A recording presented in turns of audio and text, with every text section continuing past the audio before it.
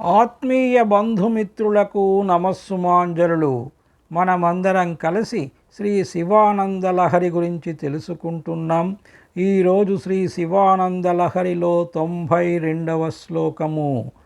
శుక్లాంబరధరం విష్ణుం శశివర్ణం చతుర్భుజం ప్రసన్నవదనం ధ్యాయేత్ సర్వవిఘ్నోపశాంతయే. శ్రీ శివానందలహరి 92వ శ్లోకము. దూరీకృతాని దురితాని దురక్షరాణి దౌర్భాగ్య దుఃఖ దురహంకృతి దుర్వచాంసి సారం త్వదీయచరితం నితరాం పిబంతం గౌరీశమాం ఇహ సముద్ధర సత్కటాక్షైః. శ్లోకం మరొకసారి.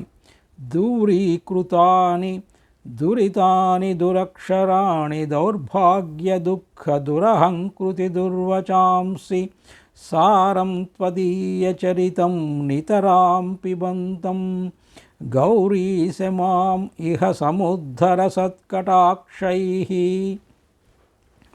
అనువాద పద్యము. పరమేష్ఠీలిఖితార్థమైన దురిత ప్రారబ్ధజన్యంబులౌ దురహంకారము దుఃఖమున్ పరుషమౌ దుర్భాషణాభ్యాసమున్ దురదృష్టమున్ నీ కటాక్షకృపచే దూరం వయన్ని సుధాచరితమ్మును తమ్మిగ్రోలు నన్నిపుడే ఈశా యుద్ధరింపన్గదే. శ్లోకము యొక్క తాత్పర్యము.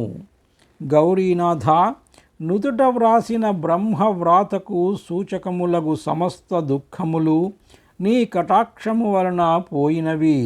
నీ సార చరిత్రములని విను నన్ను ఈ జన్మము నుండి తరింపజేయుము.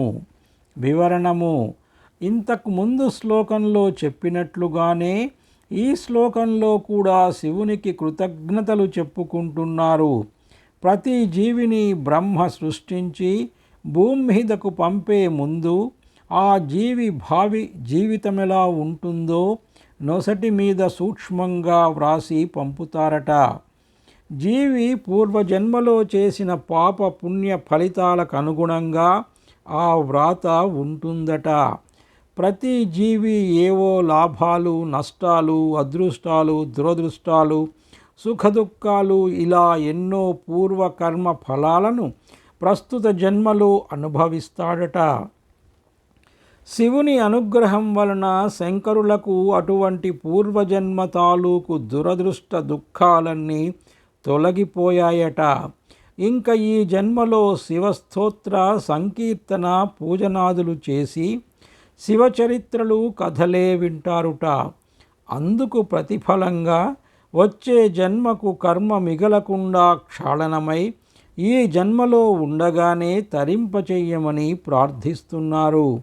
అంటే తాను తరించడానికి ఏం చెయ్యదలుచుకున్నారో చెప్పారు.